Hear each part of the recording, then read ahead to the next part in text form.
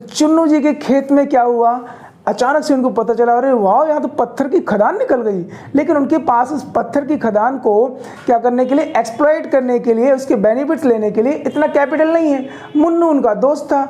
मुन्नू बोला एक काम कर, तू मुझे इस खदान को ना लीज पे दे दे।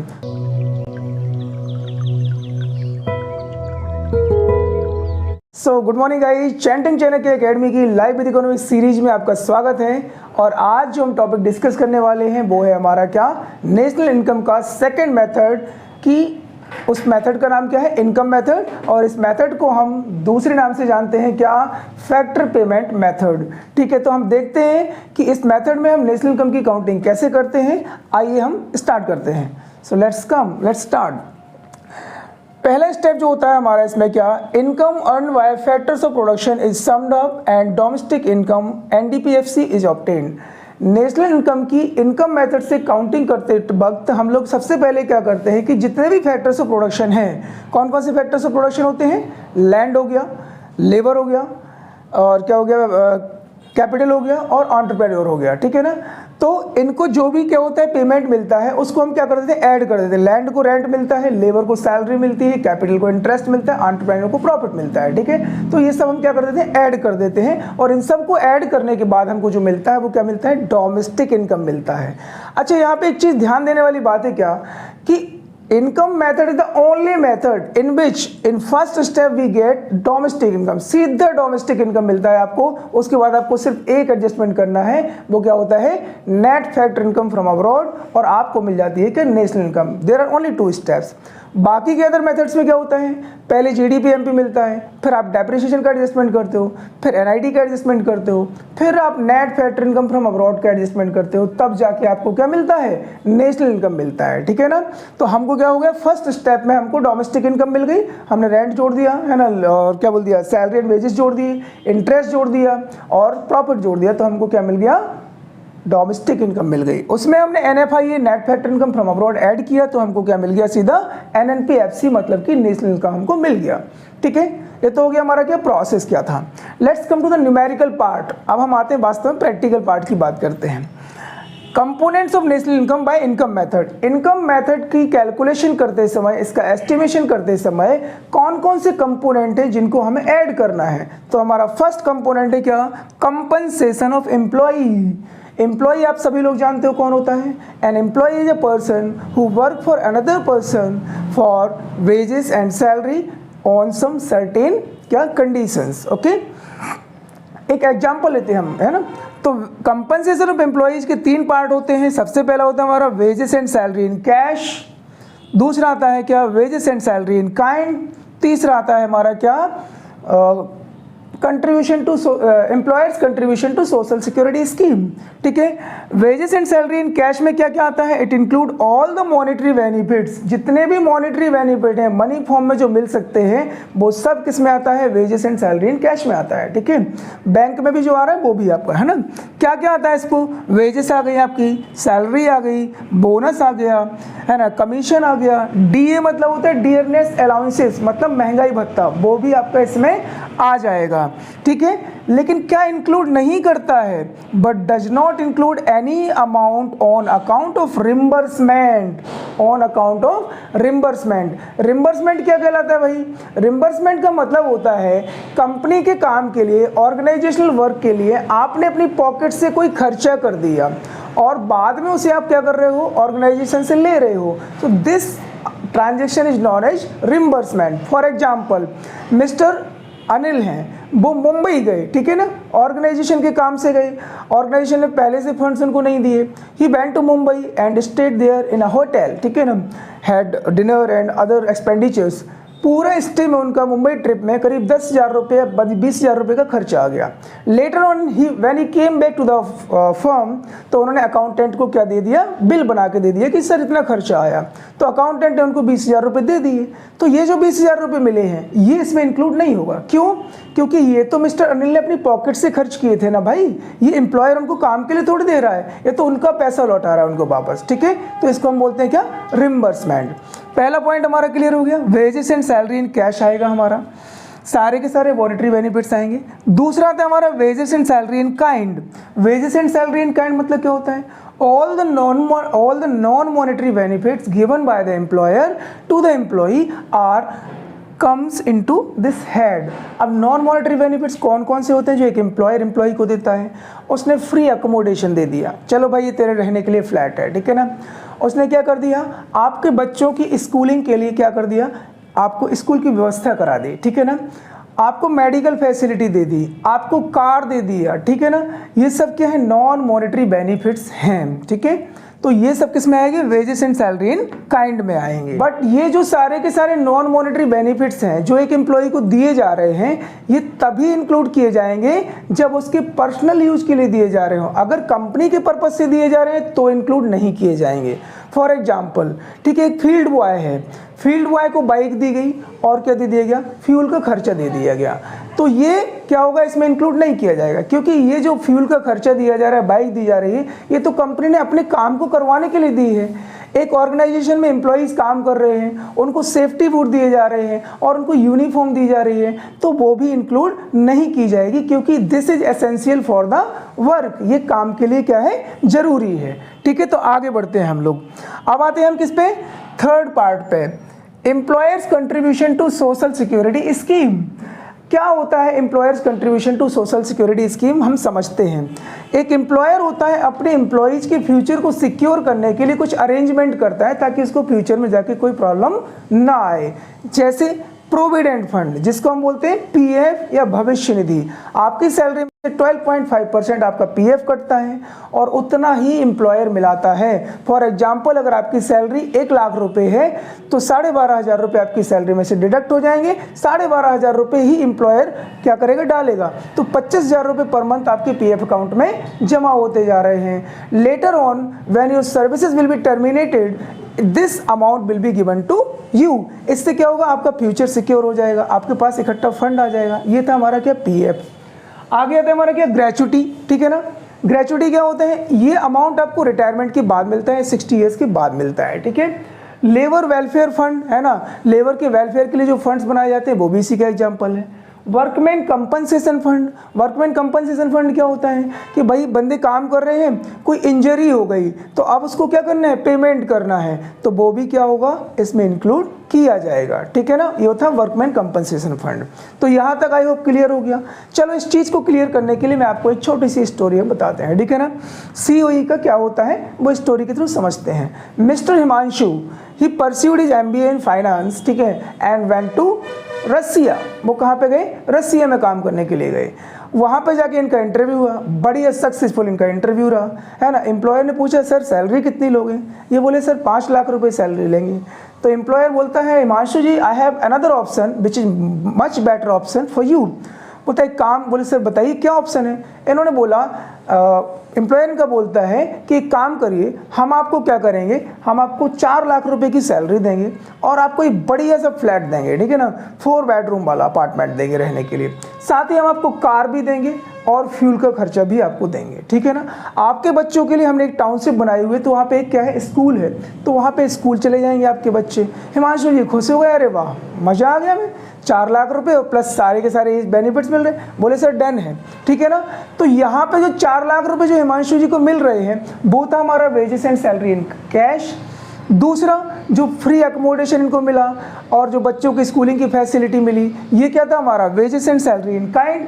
अच्छा, एम्प्लॉयर बोला हमने आपके लिए एक और अरेंजमेंट कर रखा है। बोले सर बताइए, अपने गिफ्ट का लिफाफा खोलिए। तो उन्होंने क्या बोला, बोले देखो Himanshu ji after 60 years you will be retire, है ना, और आगे आज जाके आपका क्या होगा क्या नहीं होगा मुझे नहीं पता, बिकॉज फ्यूचर क्या है, इनसिक्योर है, अनसर्टेन है।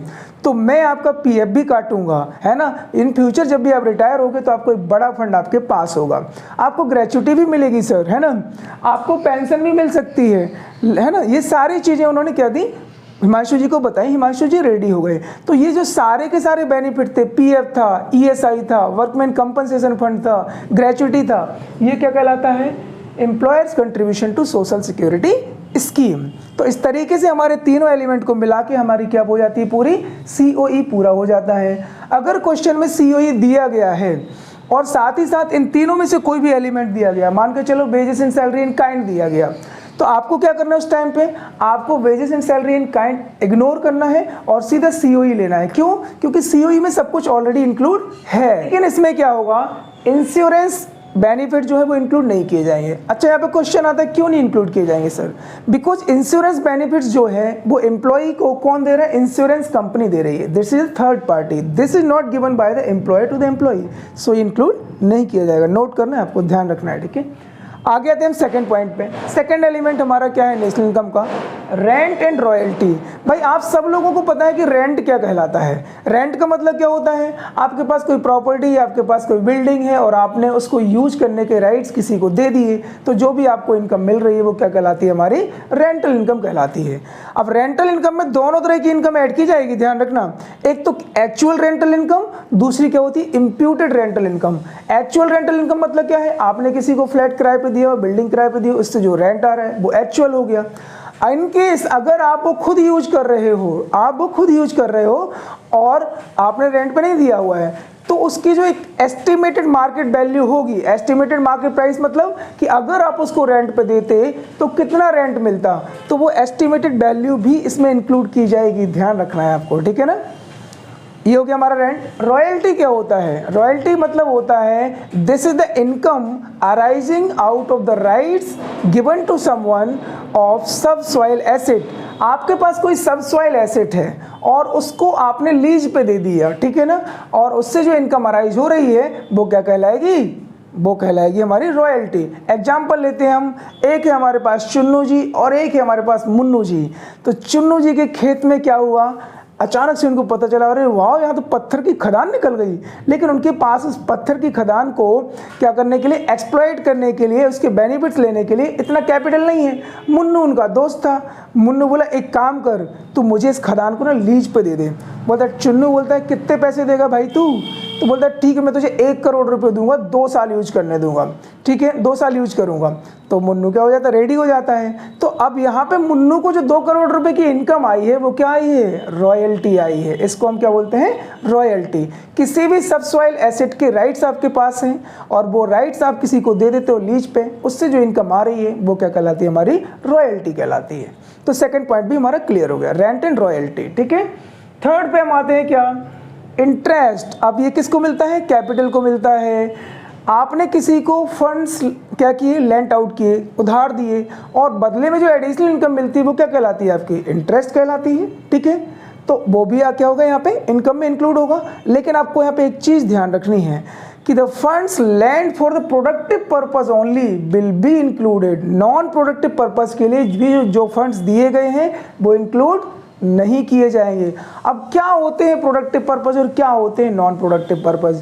प्रोडक्टिव पर्पज का मतलब है कि आपने क्या किया, किसी को पैसा उधार दिया, अपने फ्रेंड को पैसा उधार दिया, ठीक है ना, इंटरेस्ट पे दिया हालांकि, तो उसे क्या करनी है, कार लेनी है और कार लेके उसको एज ए टैक्सी चलाना है उसको।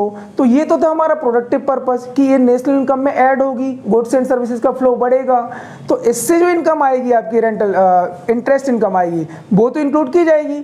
लेकिन इसी केस में अगर आपके दोस्त को टैक्सी ना लेके अपने लिए पर्सनल कार लेनी होती तो उससे जो इंटरेस्ट आता आपके पास इंक्लूड नहीं किया जाता। क्यों, क्योंकि ये नॉन प्रोडक्टिव पर्पस था। क्लियर है, आपको समझ में आ गया होगा। आगे आते हैं हम लोग फोर्थ पॉइंट पे, ठीक है ना, प्रॉफिट। फोर्थ पॉइंट आता है हमारा प्रॉफिट। एंटरप्रेन्योर को क्या मिलता है, प्रॉफिट मिलता है, ठीक है ना। अब प्रॉफिट क्या होता है भाई, आप लोगों ने बहुत पढ़ा है, बिजनेस स्टडी में पढ़ा है, इकोनॉमिक्स में पढ़ा है, लेकिन यहाँ पे आप इकोनॉमिक्स के पेपर में प्लीज ये मत लिखना कि profit is the reward for taking risk. तो आप क्या लिखोगे, Profit means this is the excess of receipts over the expenditure incurred by the firm. Firm ने जितने भी एक्सपेंडिचर इनकर किए हैं, कॉस्ट जो लगाई है, उसके अलावा जो उसको रिसीप्ट मिल रही है वो क्या कहलाता है, प्रॉफिट कहलाता है। फर्म ने मान लो 50 रुपये खर्च किए, उसके पास आ रहे हैं 80 रुपये, तो कितना, 30 रुपये क्या हो गया, हमारा प्रॉफिट हो गया। ठीक है ना। अब क्या होता है, फर्म को 30 रुपये का प्रॉफिट हो गया, 100 रुपये का प्रॉफिट होता है। फर्म को जब प्रॉफिट हुआ तो फर्म क्या करेगी, इसको कहाँ डालेगी प्रॉफिट को। तो प्रॉफिट के होते हैं कितने, 3 पार्ट्स। कितने पार्ट्स, 3 पार्ट्स। पहला पार्ट होता है हमारा क्या, कॉर्पोरेट टैक्स।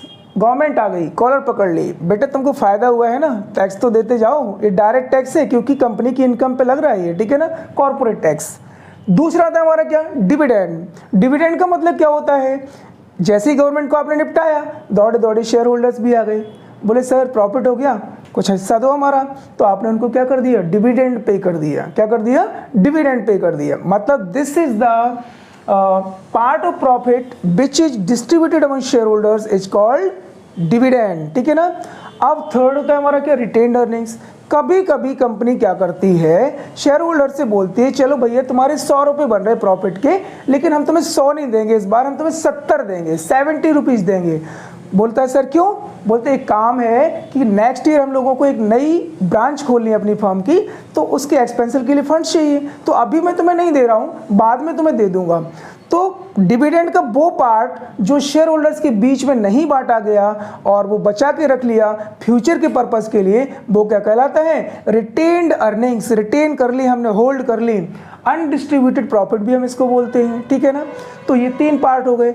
अगेन यहाँ पे आपको ध्यान रखना है जब न्यूमेरिकल सॉल्व करो कि अगर आपको प्रॉफिट दिया गया है और इनमें से कोई पार्ट दिया गया है तो क्या करना है, आपको इन पार्ट्स को इग्नोर कर देना है आपको उस टाइम पे। क्यों, क्योंकि प्रॉफिट में ऑलरेडी तीनों चीज़ें इंक्लूड हैं, और अगर आप ये ले लोगे तो क्या हो जाएगी, डबल काउंटिंग हो जाएगी, क्वेश्चन गलत हो जाएगा। ठीक है। So do mind. ओके, अभी हमको क्या करना है आगे जाके, हाँ अच्छा गाइज आप लोग प्लीज़ पहले स्क्रीनशॉट ले लो because we are going to finish the video, उसके बाद हम नेक्स्ट पॉइंट क्लियर करते हैं।